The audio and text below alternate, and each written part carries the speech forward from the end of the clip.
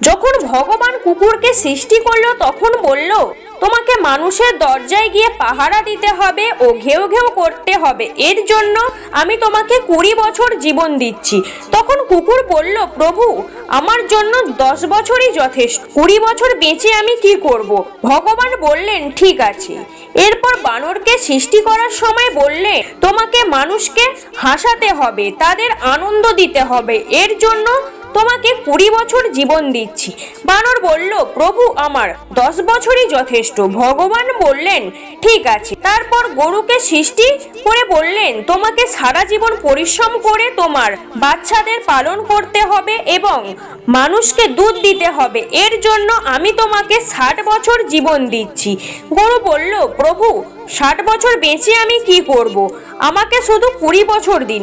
ভগবান বললেন, ঠিক আছে। অবশেষে মানুষ সৃষ্টি হলো।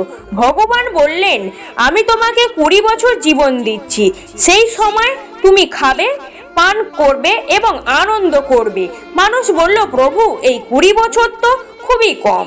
তখন ভগবান বললেন, কুকুর ও বানর বাকি 10 বছর এবং গরু বাকি 40 বছর তুমি নিয়ে নাও। তাই মানুষ জন্মের পর প্রথম 20 বছর শুধু খায় দায় ও আনন্দ করে, পরে 40 বছর গরুর মতো পরিশ্রম করে সংসার চালায়, তারপর 10 বছর বানরের মতো নাতি নাতনিদের হাসায়, আর শেষে 10 বছর কুকুরের মতো বৃদ্ধ বয়সে দরজায় পাশে বসে থাকে।